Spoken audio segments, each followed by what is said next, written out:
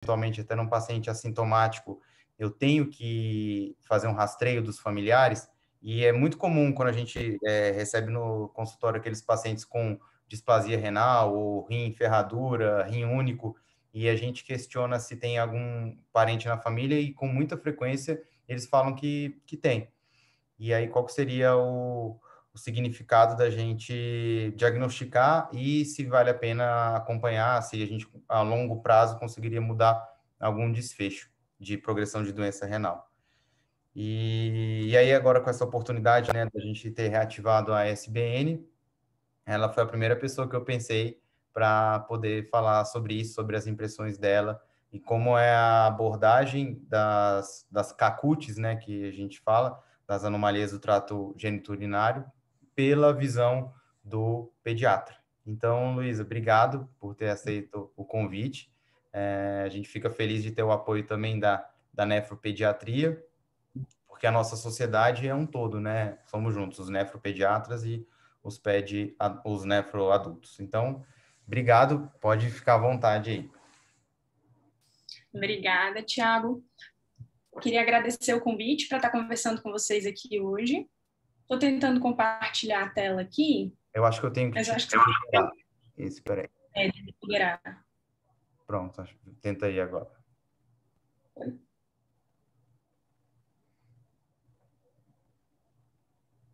Agora foi. Beleza.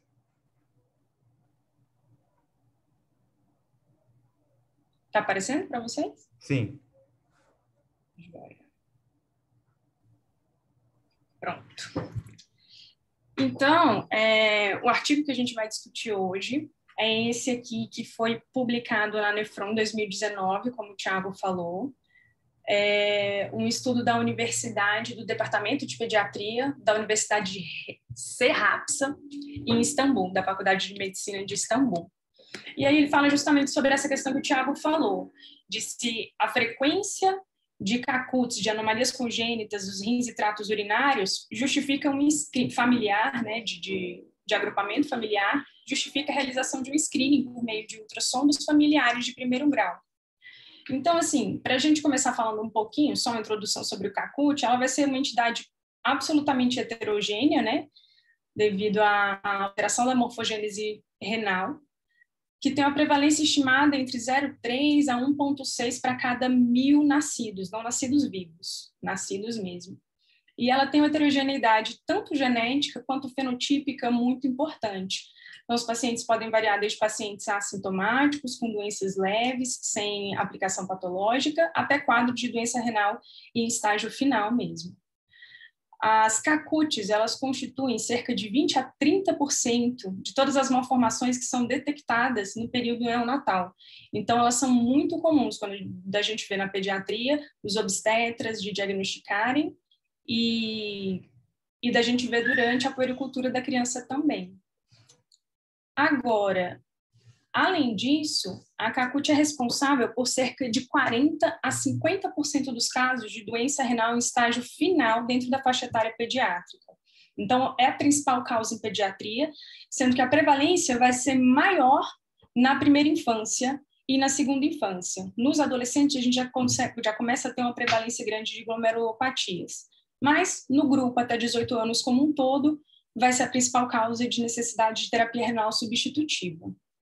Apesar disso, a gente sabe que mais de 2/3 dos pacientes que progridem com necessidade de terapia renal substitutiva e são portadores de CACUT, eles vão evoluir com a necessidade de terapia renal substitutiva na fase adulta, né, já quando adultos.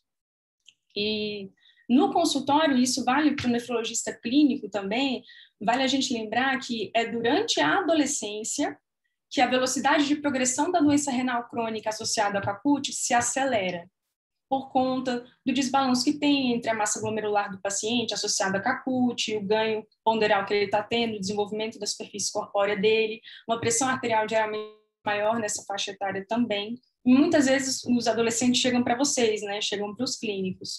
Então, vocês vão ver que a gente encara a CACUT como se fosse uma doença bimodal. A gente presta bastante atenção no acompanhamento, em consequências ali na primeira fase, primeiros 2 anos de vida, onde o crescimento é mais acelerado, Se está tudo mantido, a gente vai acompanhando de forma mais espaçada e a gente volta a fazer um acompanhamento mais próximo quando começa a esticar a velocidade de crescimento próximo do estirão puberal.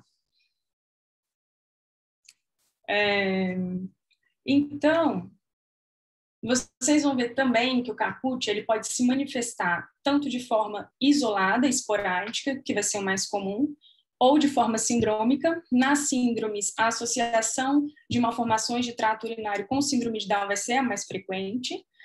E de forma esporádica pode acontecer também como agrupamento familiar, sendo que o agrupamento familiar de caput tem uma prevalência muito variada na literatura, vai de 10% a 50%, com uma forma de transmissão mais frequentemente autossômica dominante. Só que isso é variável dessa forma porque os estudos são extremamente heterogêneos, tanto do ponto de vista da população estudada, quanto o que é considerado caput, os critérios de inclusão e exclusão, a forma de avaliação das malformações, o acompanhamento pós, então por isso que a gente tem essa diferença de prevalência de 10% a 50%. Nós sabemos hoje já também que há um componente genético dentro do caput, sendo que há alguns genes, principalmente o HNF-beta, o PAX2, que são mais associados a essas malformações. Quando a gente encontra uma causa genética para caput, o que acontece ali em mais ou menos 10% dos casos, esses dois genes são responsáveis por 30%. Mas, em mais de 80% dos casos de malformação de rins e trato urinário, a gente não encontra uma causa genética, uma justificativa genética documentada.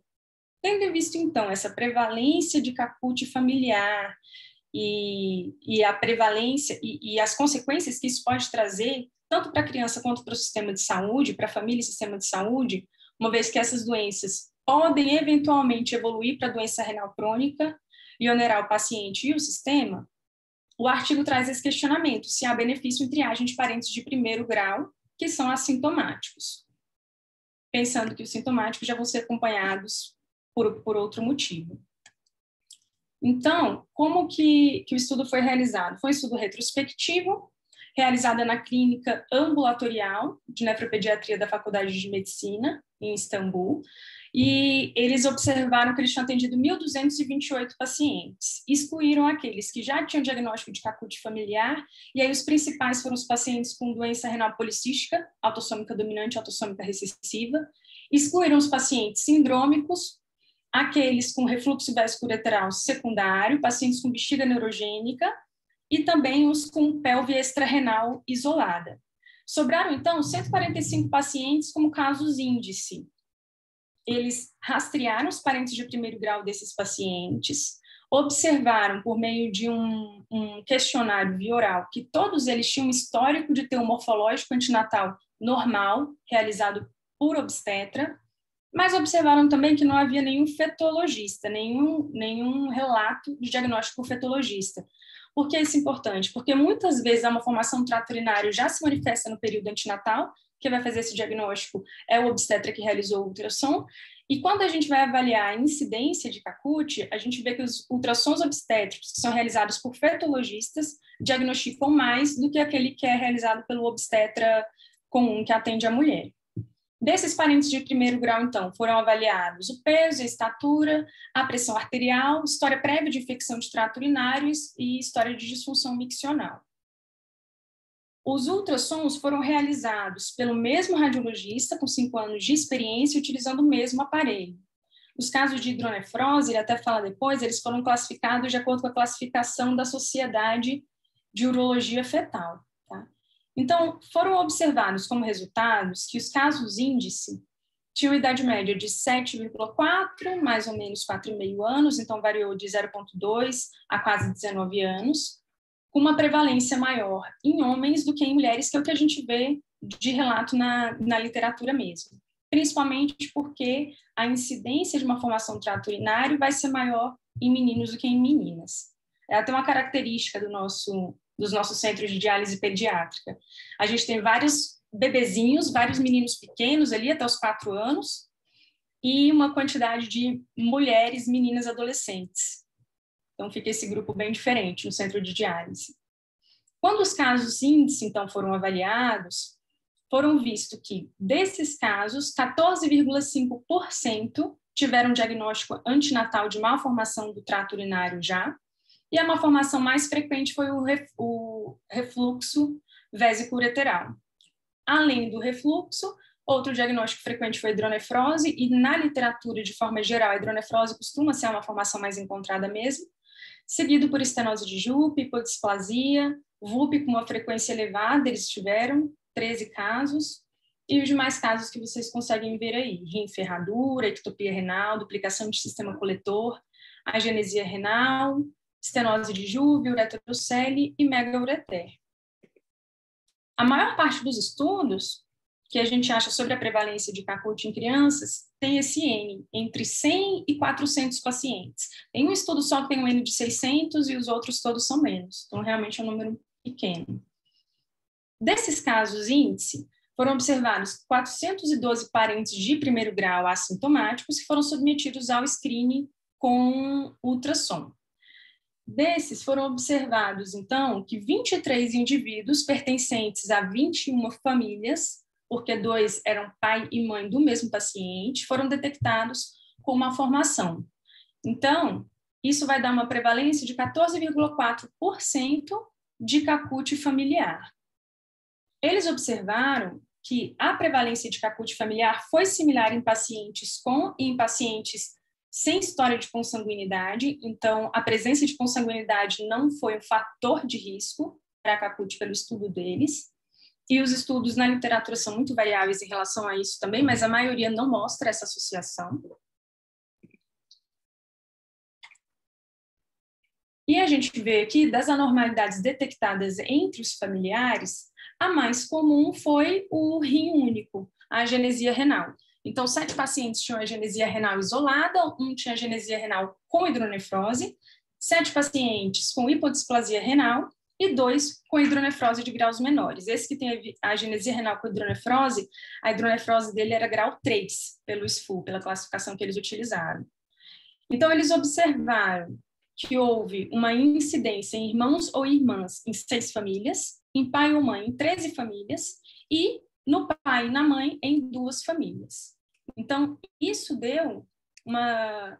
Observaram dessa forma que, na verdade, de todas as malformações, aquela na qual o tipo de malformação encontrada no caso índice, o tipo de malformação encontrada no parente de primeiro grau tiveram correlação, foi realmente a agenesia renal familiar, aonde 3 famílias de 5 casos índices apresentaram a incidência de CACUT. Os outros todos, como ele mostra aqui, foram malformações discordantes. Então, o paciente que tinha agenesia renal e o parente tinha hidronefrose, por exemplo, a estenose de Jupe, e o parente tinha VUP. Então, a maioria foi discordante. Dessa forma, eles calcularam que 5%, então, dos casos tiveram ultrassom alterado, ou seja, são 23 casos em 21 famílias. 70% deles tiveram indicação de segmento clínico, o que dá um 3% do total de pacientes avaliados, aqueles 400 que eles pegaram como caso índice inicialmente. Por quê?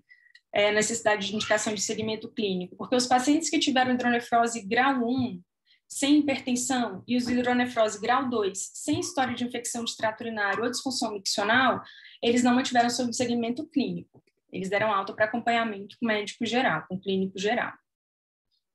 A conclusão do estudo, então, foi que a prevalência de CACUT familiar na literatura e no estudo presente não justificaria uma triagem de rotina dos pacientes de primeiro grau assintomáticos, de pacientes com CACUT, porque, como a gente viu, a prevalência de CACUT familiar foi baixa e a prevalência, a quantidade, né, o N absoluto e a porcentagem de pacientes que necessitariam de segmento clínico e, portanto, teriam potencial de se beneficiar do segmento clínico, não foi relevante. Mas sugerem que a triagem com ultrassom pode ser considerada nos casos de agenesia renal, e isso é concordante com o restante da literatura. A maioria realmente mostra que os casos de agenesia renal costumam ter mais agrupamento familiar do que os outros. A gente não tem nenhum estudo na literatura que tente fazer um cálculo concreto de qual seria esse benefício, do tipo, do ponto de vista financeiro, você triar esses pacientes, diagnosticar mais cedo, compensaria se a gente pensar nas comorbidades associadas à doença renal crônica depois? Difícil porque é multivariado, né? As variáveis vão ser várias para a gente analisar qual que seria o custo financeiro disso, e a gente não tem como saber realmente quais que são os pacientes que vão evoluir para doença renal crônica ou não. Então, a gente tem alguns desafios quando a gente fala desses pacientes, que seria realmente determinar quais são os fatores que influenciam o prognóstico dos pacientes com Caput, e se a gente agir de forma precoce nas crianças que têm malformação de trato urinário, se a gente realmente consegue mudar o desfecho, impedir que esse paciente evolua para uma doença renal em estágio final, ou pelo menos diminuir a progressão da doença renal. Não temos estudos robustos em pediatria sobre isso, a maioria realmente vai ser que a gente traz de adultos, mas na maioria dos estudos o que a gente observa é que a gente não costuma modificar o desfecho do paciente, a gente não consegue evitar, diminuir a quantidade de pacientes que vão evoluir para doença renal crônica com necessidade de terapia renal substitutiva, mas nós conseguimos reduzir a velocidade de progressão da doença. Teve até um estudo que eu achei interessante, o N foi um pouquinho mais alto, de 405 pacientes da Universidade de Berlim, onde eles estudaram. Desses pacientes de 405, esses 405 pacientes, 65% deles tinham hipodisplasia renal e 43% hidronefrose. De todos esses, 44% foi diagnosticado com doença renal crônica. E aí eles vão determinar como doença renal crônica ou a presença de uma taxa de filtração glomerular menor do que 60, ou então uma taxa de filtração glomerular acima de 60, mas com evidências de alteração estrutural ou alteração funcional do rim, hipertensão, proteinúria. E aí, desses pacientes, apenas 6% teriam doença renal crônica estágio 5, que já foi, na verdade, a porcentagem mais elevada, porque esse foi um estudo que ele teve uma grande quantidade de pacientes com válvula de uretra posterior. E aí, esses realmente já nascem com doença renal crônica mais avançada. Nesse estudo especificamente, verificaram que sexo masculino e prematuridade foram fator de risco para o desenvolvimento de doença renal crônica e observaram uma relação negativa entre infecção do trato urinário como apresentação inicial e doença renal crônica. Talvez porque os pacientes com infecção do trato urinário, eles sejam clinicamente seguidos de forma mais próxima do que os pacientes que ficam assintomáticos por mais tempo, e por eles serem, talvez, de certa forma, não chamarem a atenção do sistema de saúde. Não são pacientes sindrômicos, não têm uma disfunção vesical, não são pacientes que têm sintomas por hipertensão ou por alguma outra alteração. Então, o que a gente vê, né? O que a gente acha de concordância na literatura que seria fator de risco para os pacientes com Caput, que vale a pena ficar de olho? A gente sabe que a presença de malformação de trato urinário vai ser associada, em 30% dos casos, com malformações extrarrenais congênitas. Dessas malformações extrarrenais, as mais comuns vão ser do trato genital, mas também malformações cardíacas e malformações de coluna vertebral. A presença de malformações extrarrenais é reconhecidamente um fator de pior prognóstico, principalmente quando detectado já no período neonatal, quando o paciente já é sintomático no período neonatal. E sempre que a gente vê malformações cardíacas associadas, a gente tem que pensar nas síndromes genéticas, e o paciente sindrômico como um todo vai ter um pior prognóstico também. Outros fatores de risco seriam a classificação da malformação do trato urinário. Então, aqueles pacientes que têm malformações que envolvem uma redução do número de rins ou da massa de néfrons, eles mais provavelmente vão ter um prognóstico renal ruim em comparação com os outros. Então, que doenças seriam essas? A válvula de uretra posterior, a agenesia renal, hipoplasia ou displasia renal, a displasia renal multicística. Além disso, a presença de malformações bilateralmente, então a bilateriedade do Caput é fator de risco, e o desenvolvimento de fatores que apontam para uma repercussão funcional dessa malformação, que seria hipertensão, da importância da gente sempre fazer a aferição da pressão arterial nesses pacientes, é uma coisa que a gente bate muito pé na pediatria, porque, teoricamente, pelo nosso protocolo do Ministério da Saúde e Sociedade Brasileira de Pediatria, a primeira PA aferida da criança na puericultura seria aos 3 anos de vida. Mas nós temos algumas exceções, e pacientes com Caput, eles são parte dessa exceção. Então, a PA deles já tem que ser avaliada desde a primeira consulta na neonatologia. Presença de proteinúria também, então esses pacientes precisam ser triados com EAS para ver se tem a proteinúria ou não. Presença de TUS de repetição na história clínica e uma elevação da creatinina ou redução da taxa de filtração glomerular. E aí, como é que a gente pode acompanhar esse paciente? O que é preciso a gente ter em mãos para poder detectar um pior prognóstico? Então, o ultrassom pós-natal, ele vai ser realizado nas primeiras 24 horas de vida do neonato, quando esse paciente tem um rim único ou uma história de oligoâmino. Além disso, só se ele tiver um envolvimento bilateral, uma caput bilateral. Por que isso? Porque nas primeiras horas de vida ele tem uma taxa de filtração glomerular ainda muito baixa, muito irrisória. Então, o ultrassom, ele pode não ficar com uma técnica adequada, ele pode não mostrar alguma alteração que depois, com maior volume urinário, apareceria, principalmente nos casos de obstrução. Então, no geral, a gente espera e realiza o primeiro ultrassom da criança com caput entre as primeiras 48 horas e a primeira semana de vida. Isso na maioria dos pacientes. Além disso, o ultrassom vai ser realizado de forma seriada, ou para a gente acompanhar a progressão da doença, então, nos pacientes com hidronefrose, inicialmente por protocolo da Sociedade de Pediatria, de Urologia Pediátrica, a gente vai fazer com um mês de vida, o ultrassom entre essas 48 horas e primeira semana, depois com um mês de vida, com 3 meses, 9 meses e 1 ano. E a partir de então, vai depender de como que ficou a classificação da hidronefrose.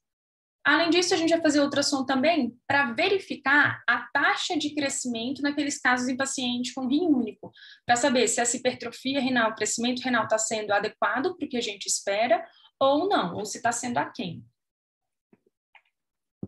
A creatinina sérica, a gente não vai pedir para todos os pacientes, a gente vai pedir para aqueles que têm doença renal bilateral ou que têm rim único, ou se o paciente tem uma doença unilateral, mas com sinais de repercussão funcional. E deve-se lembrar que no período neonatal, a creatinina da criança no primeiro dia de vida vai refletir a creatinina materna. E vai se normalizar mesmo, vai entrar em valores que são os valores de referência do laboratório para neonatos, só no final da primeira semana de vida, nos casos dos pacientes termos, ou 3 semanas de vida no caso dos prematuros. Uretrocistografia miccional a gente também não faz para todos os pacientes com hidronefrose.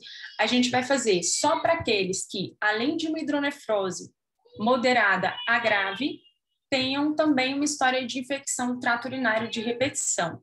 Por que a gente faria? Tanto pela possibilidade de correção cirúrgica com resolução do problema do paciente, quanto pela necessidade de fazer profilaxia antibiótica nesse início e evitar infecções que no período neonatal, nos primeiros 3 meses de vida, tem uma chance maior de evoluir com bacteremia sistêmica e meningite. Então, por isso que a gente tenta detectar esses pacientes mais cedo e tratá-los mais cedo.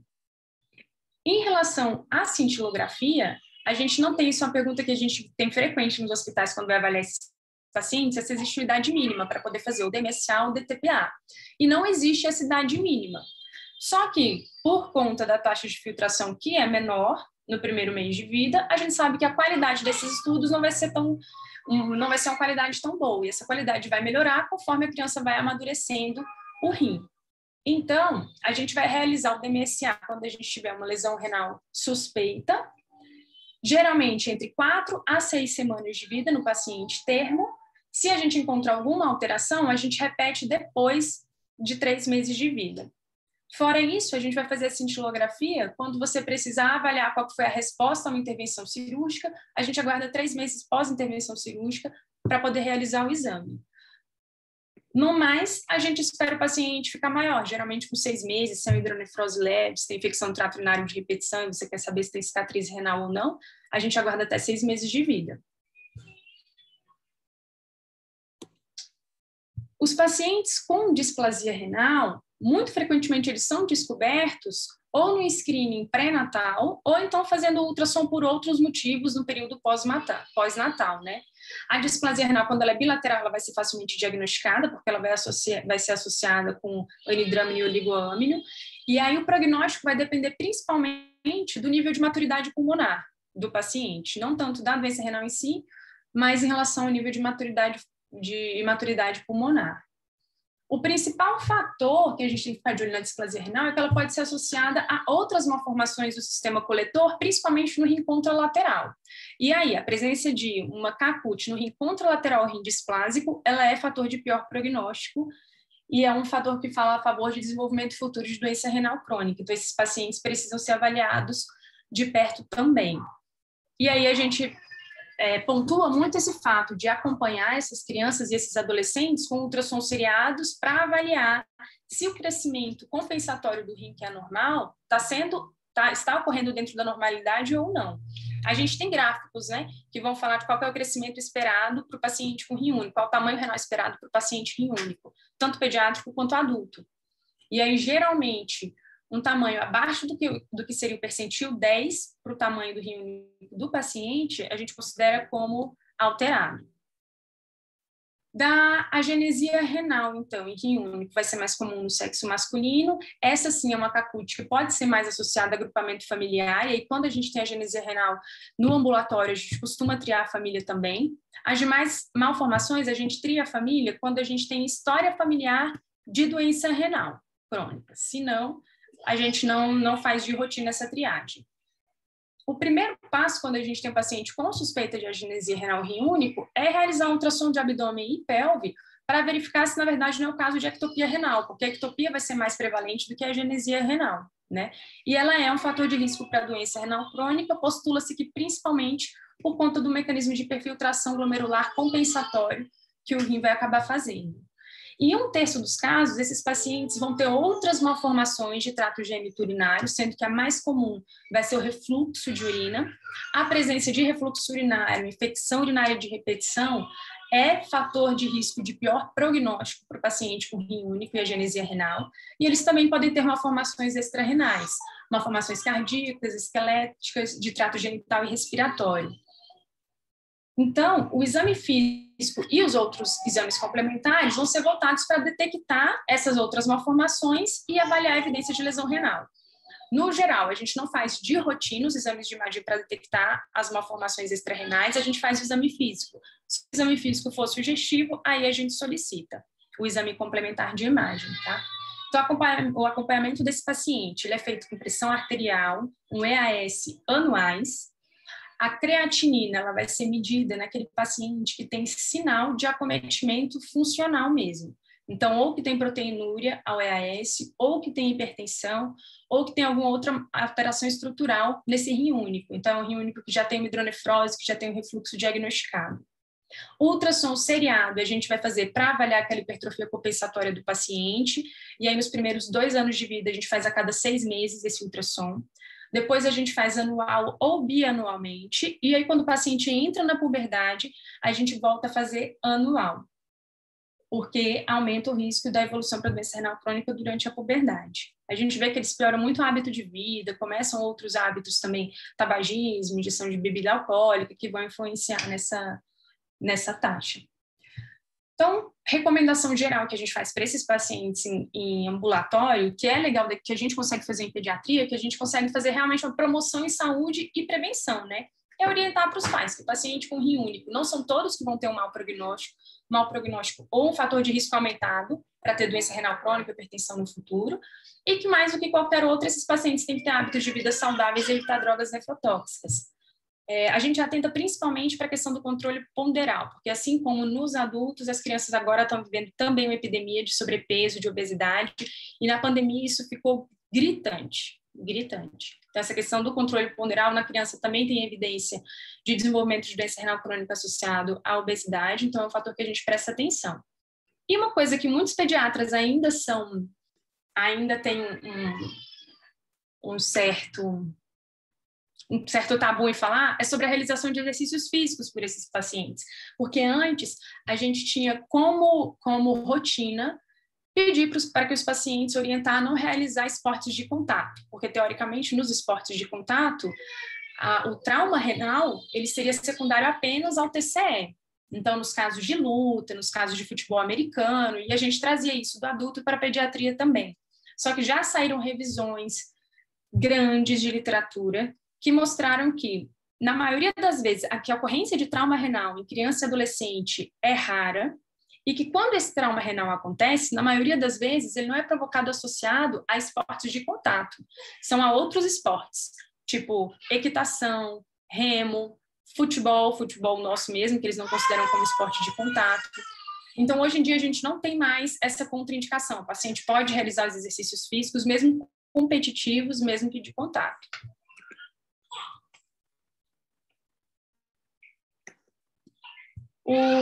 Em relação ao rim em ferradura, a gente tem que lembrar a mesma coisa também, explicar para os pacientes que a maioria vai ser assintomático, mas pode se associar a outras malformações do trato urinário, principalmente o refluxo, e aí infecções urinárias de repetição. Existe também uma prevalência um pouco maior de nefrolitismo no paciente com rim em ferradura do que nos outros, e em meninas especificamente, existe uma relação com malformações genitais, então de órgãos reprodutivos internos, a genesia uterina, a genesia vaginal, associada à síndrome de Rokitansky, útero de Delfo. Então, para meninas especificamente, a gente faz ultrassom pélvico de triagem, independente de alterações ao exame físico ou não. Em meninos não precisa. Para esses pacientes em ferradura, a gente faz de rotina o ultrassom pós-natal e a gente faz a dosagem da creatinina. Agora, a realização de outros exames de imagem, tipo DTPA, DMSA e UCM, é só se a gente tiver achados que levem a isso, então infecção trato urinário de repetição ou hidronefrose ao exame físico mesmo. De forma geral, como que a gente avalia esse paciente? Se o rim contralateral e o rim ectópico não tem nenhuma outra malformação associada, a gente mantém como avaliação só realmente a aferição da pressão arterial e aquela creatinina que a gente dosou inicialmente. Se o paciente possui uma creatinina elevada ou o rim contralateral dele é anormal, mesmo que seja hidronefrose leve, a gente solicita um DMSA. Se o paciente tem história de infecção do trato urinário ou hidronefrose moderada grave, a gente pede um CM. Se a UCM vem normal, a gente solicita um DTPA, porque a estenose de Jupe vai ser a segunda malformação mais comumente associada ao rim em ferradura. E se o paciente tem uma hidronefrose, então ele tem uma alteração, mas ele não tem infecção de trato urinário, a gente acompanha com ultrassom seriado, que pode ser feito a cada 3 a 6 meses, dependendo da fonte, dependendo da literatura. Duplicação do sistema coletor a gente encontra bastante também. Depois da genesia renal, que a gente mais costuma ver agrupamento familiar, e tem uma incidência de 0,8% a 5% da população, sendo que os casos de duplicação parcial são mais comuns que os de duplicação total. Se o paciente não tiver nenhuma outra complicação associada, então não tem hidronefrose, não tem história de infecção trato urinário de repetição, proteinúria ou hipertensão, ele não necessita de acompanhamento com especialista. Na rede pública, especificamente, a gente tem uma dificuldade em relação a isso, porque esse paciente sempre acaba voltando referenciado, por mais que a gente explique que não é considerado doença, que não vai trazer problema. Agora, se esse paciente tiver qualquer uma dessas complicações que eu falei, elevação da creatinina, infecção trato urinário de repetição, hipertensão, aí a gente vai pesquisar refluxo e pode ser necessário, às vezes, realizar uma uroressonância, porque pode ser associada ao ureter ectópico. Sendo que a gente tem uma dificuldade de identificar isso nos primeiros anos de vida, porque o ureter ectópico ele pode se manifestar como incontinência urinária. E como a criança inicialmente vai ser fraldada, a gente pode pegar essa criança lá na frente, em idade escolar, e a mãe referindo que até hoje ainda perde o xixi na urina. É diferente daquela incontinência de esforço, porque fica só o cheiro, ele fica gotejando, né, na roupa debaixo da criança. Então, fica o cheirinho, mas não chega a escorrer nem nada. E esse paciente demora a ser diagnosticado, infelizmente, porque muitas vezes o exame físico não é realizado adequadamente e fica como se fosse uma incontinência associada a algum fator emocional, ou então a história familiar de demora para controle esfincteriano, né? Então, era isso que eu tinha para falar no geral para vocês. Eu acho que a gente vai ter mais benefício da troca aqui, da conversa.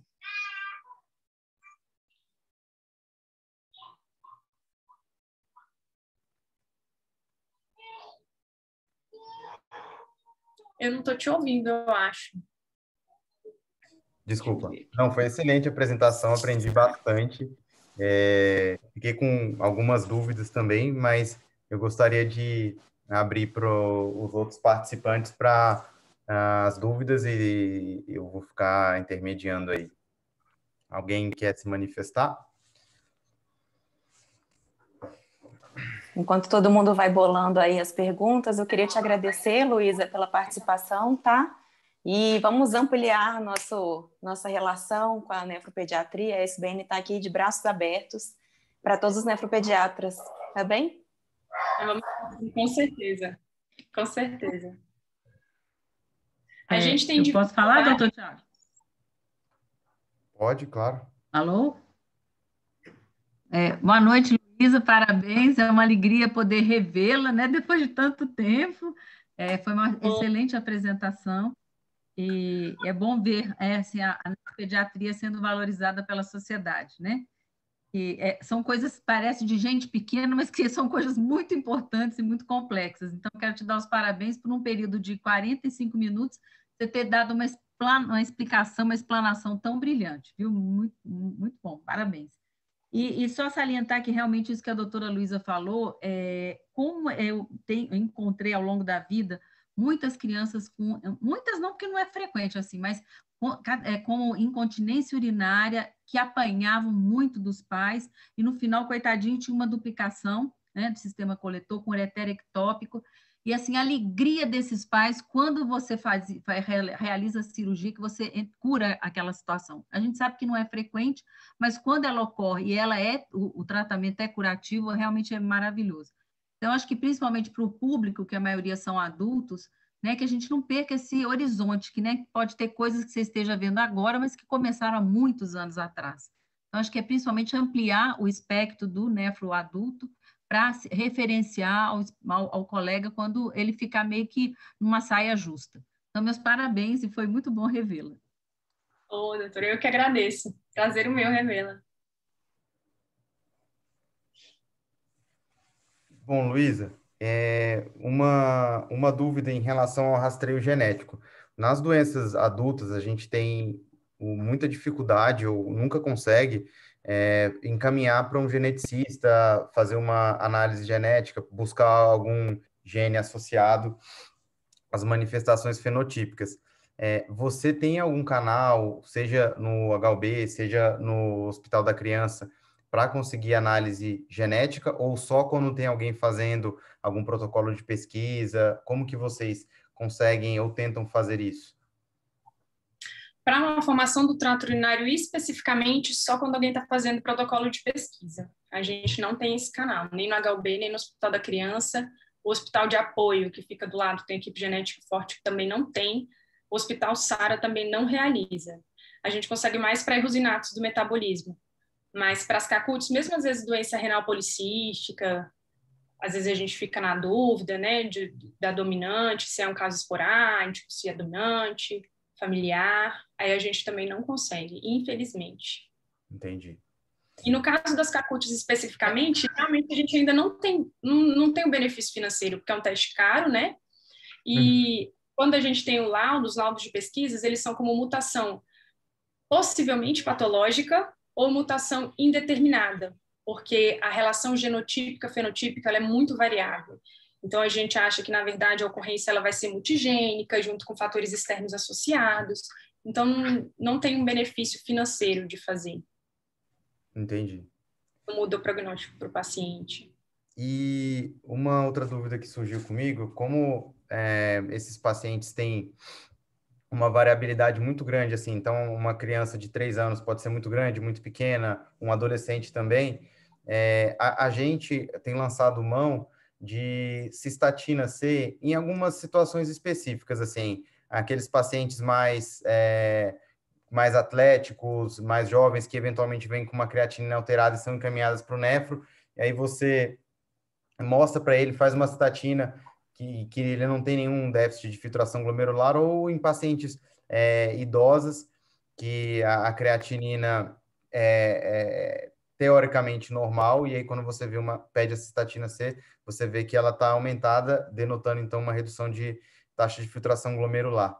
Na pediatria, vocês têm alguma situação que pedem cistatina? Eu acho que a gente não pede tanto nos adultos, porque não é algo tão frequente, mas hoje em dia não é um teste caro. Eu acho que, sei lá, uns R$70, e tem alguns convênios que já cobrem esse teste. Como que é a relação de vocês com esse biomarcador, né, a cistatina C? principalmente quem trabalha em centro terciário, a gente costuma fazer o uso, principalmente nesses cenários que você falou. Então, a gente tem crianças desnutridas, muito pequenas, por serem sindrômicas ou por conta de desnutrição associada à doença renal crônica mesmo, nessas a gente realiza, assim como no oposto, né? Os pacientes obesos, superobesos, quer seja de origem exógena ou de origem endógena, essa obesidade. São os pacientes que a gente mais costuma fazer. E nos hepatopatas também, que a gente vê bastante centro terciário são encaminhados para acompanhamento conjunto com a nefro.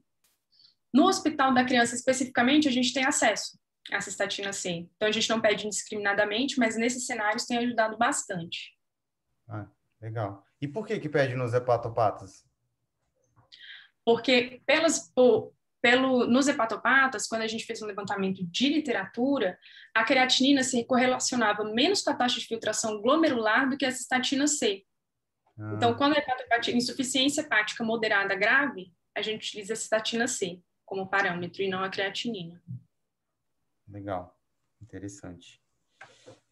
Bom, alguém mais? Fiquem à vontade aí para perguntar.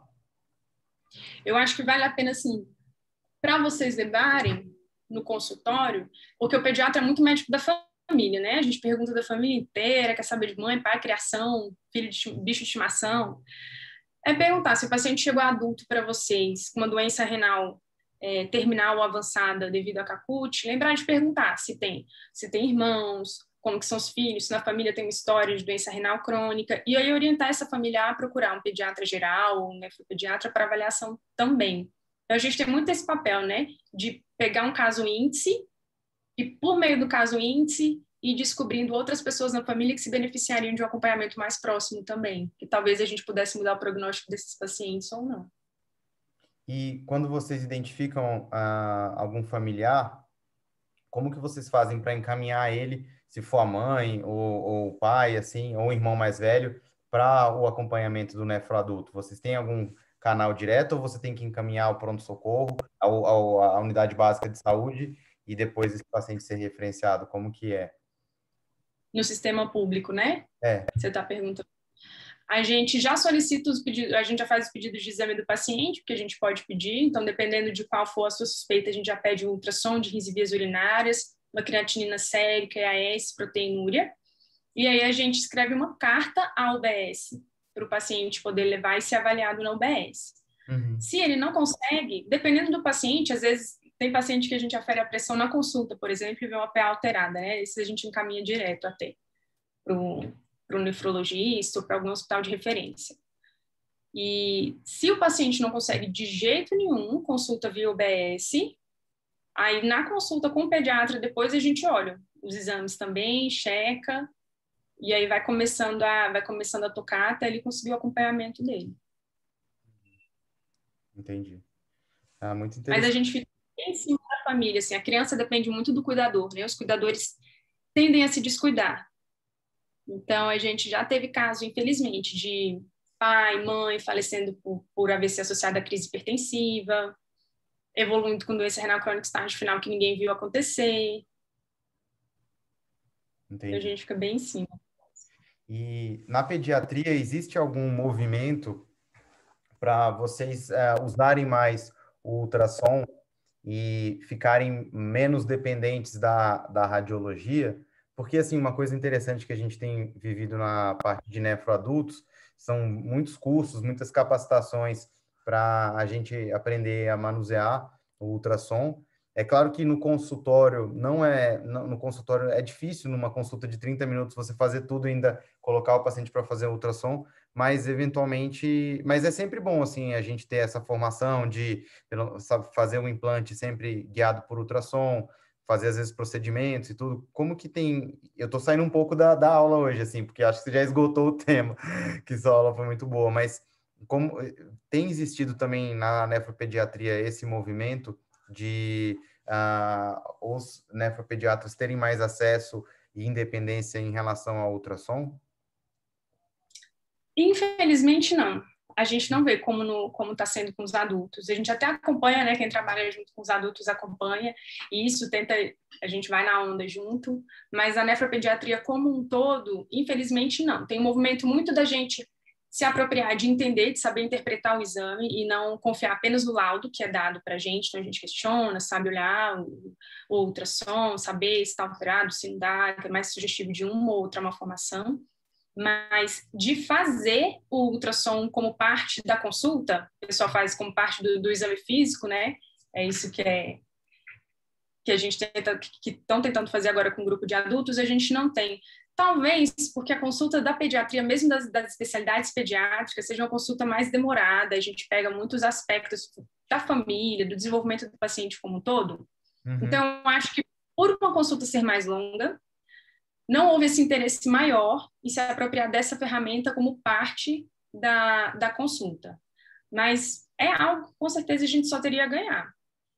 Legal. Só teria a ganhar. O Pedro até está denunciando aqui que você já fez vários cursos e eu não sabia. Então, foi uma pergunta que calhou bem aqui. Calhou.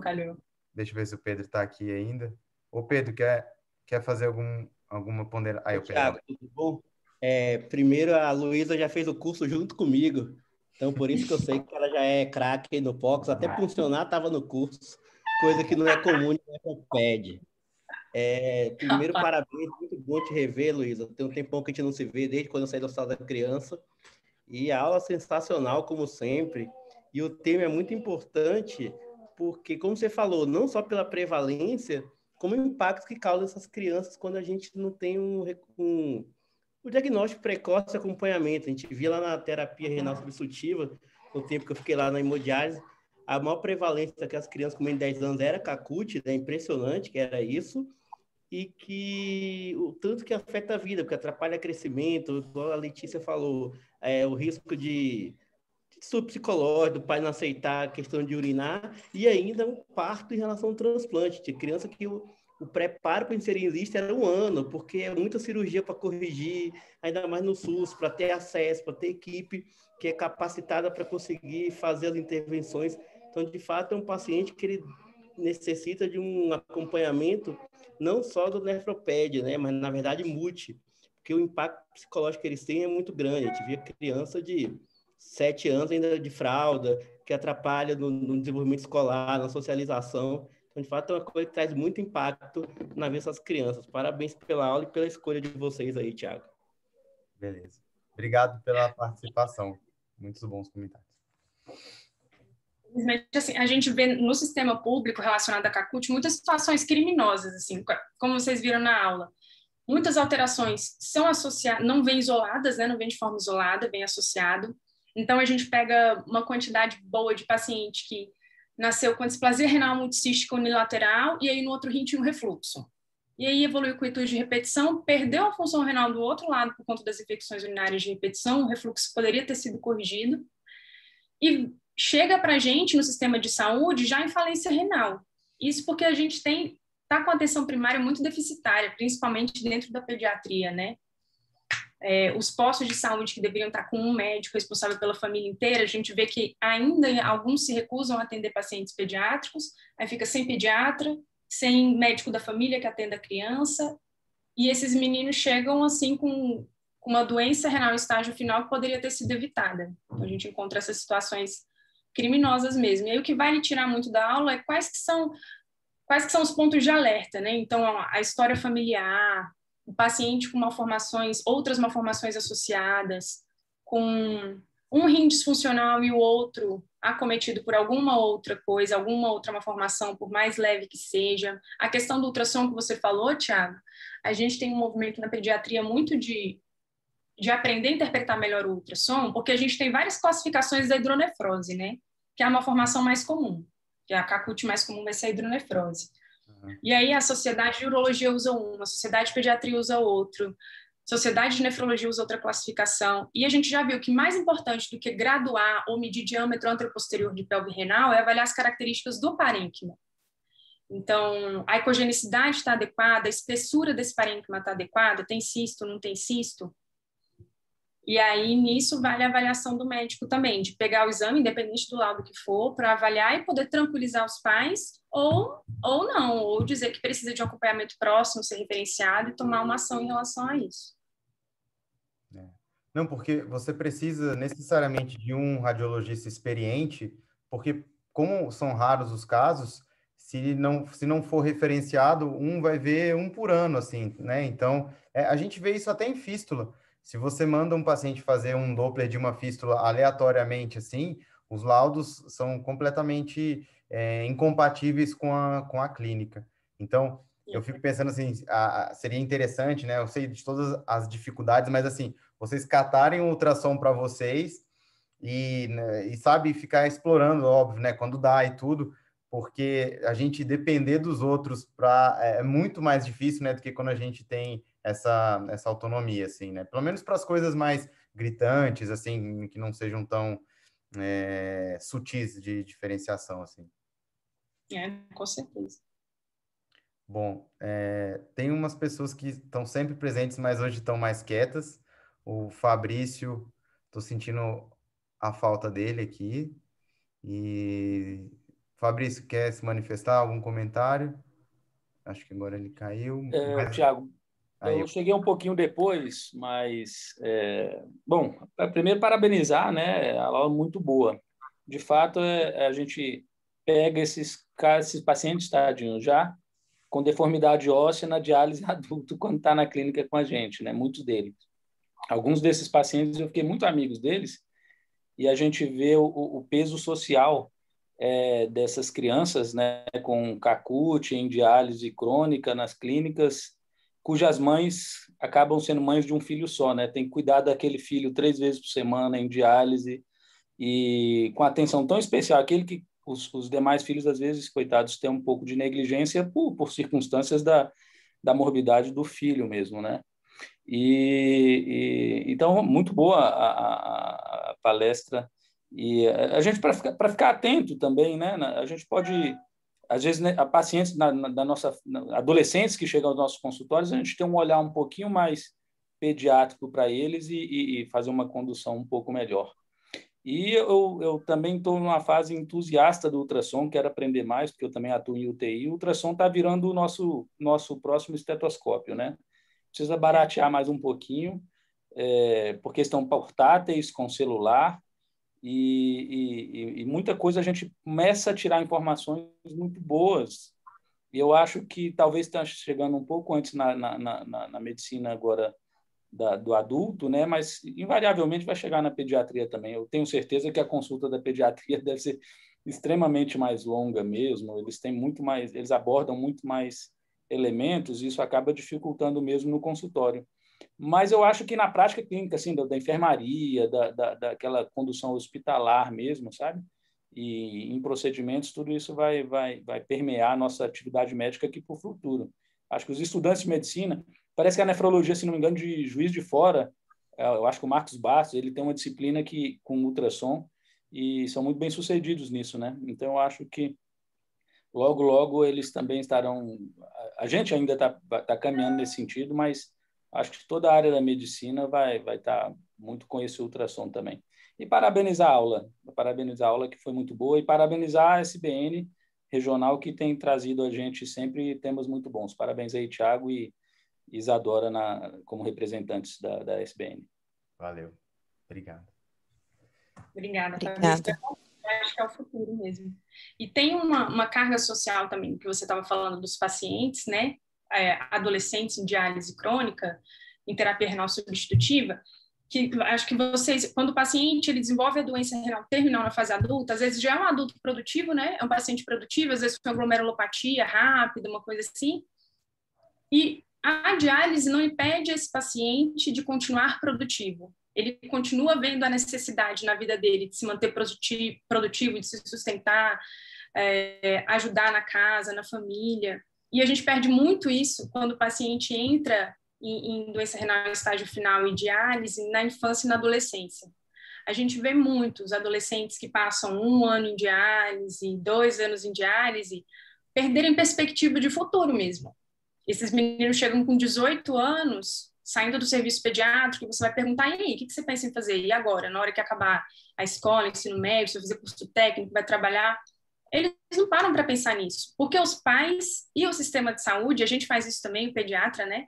Coloca muito embaixo do braço e age muito de uma forma a convencer o paciente de que ele tem que ser cuidado, de que ele não pode fazer nada, de que esse é o momento de cuidar da saúde. Então, os estudos ficam muito em segundo plano, e esse planejamento futuro de se considerar um adulto produtivo fica em segundo plano também.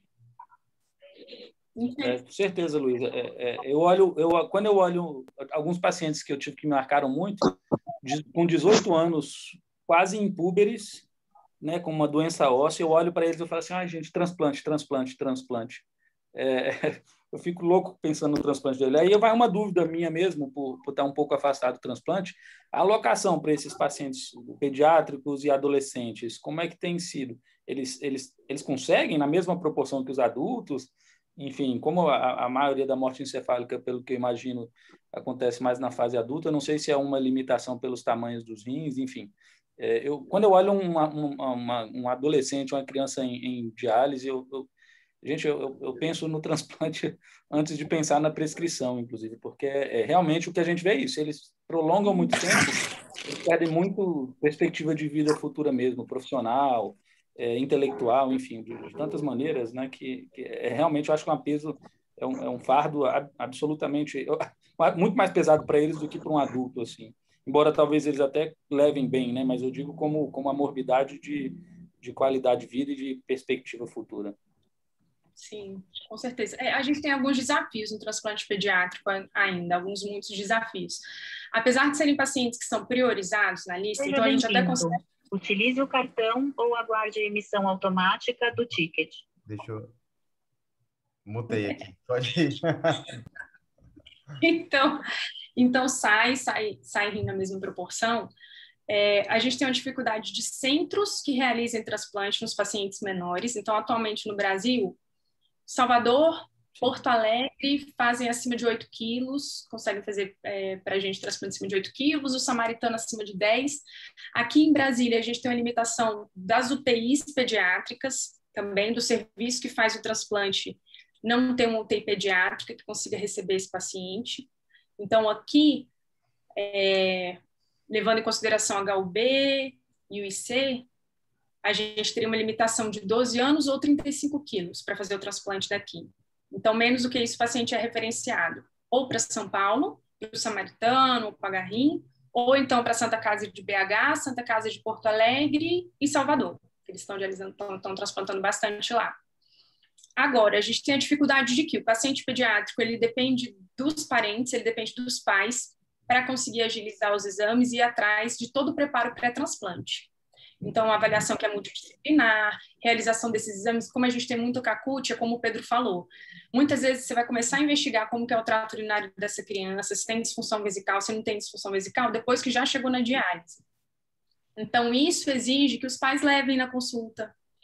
O controle metabólico exige que os pais deem a medicação.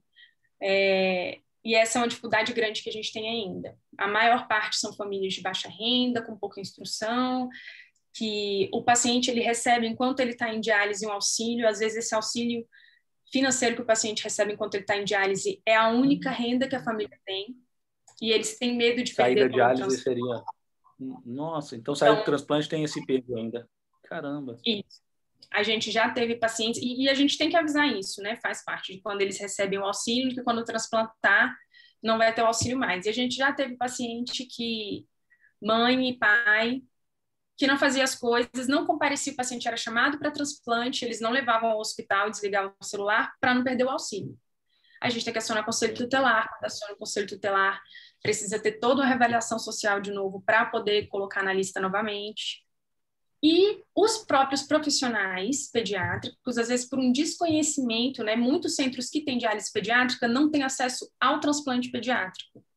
Então, às vezes, eles seguram muito o paciente ali, até pensar no transplante e poder referenciar para o centro que tem o transplante renal. Então, a gente tem essa dificuldade. Quando os dois serviços são no mesmo lugar, isso facilita a interação da equipe, né? O preparo para transplante é mais rápido, as pessoas estão ali do lado, você pensa mais rápido. Nossa, que triste, pesado isso, hein?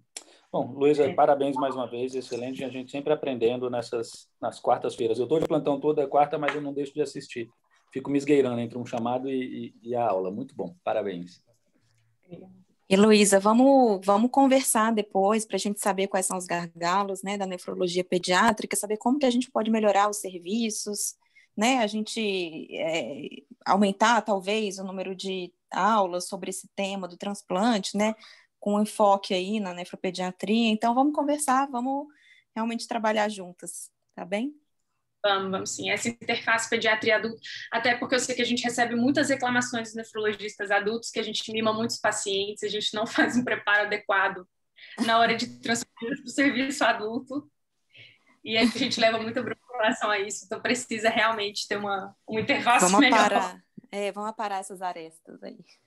Vamos sim. Tá bom, alguém mais gostaria de fazer algum comentário? Bom, então eu gostaria novamente de agradecer a Luísa, de parabenizar. Eu acho que ela superou as expectativas, a gente esperava uma apresentação boa, mas foi excelente. Gostaria de agradecer a interação dos outros participantes, essa discussão tem sido muito enriquecedora. E vamos lá, daqui a 15 dias temos a próxima reunião. Obrigado, viu, Luísa? Boa noite a todos aí. Thiago. Tchau, pessoal. Obrigada, viu? Boa noite, obrigada. Boa noite, gente. Tchau. Até logo.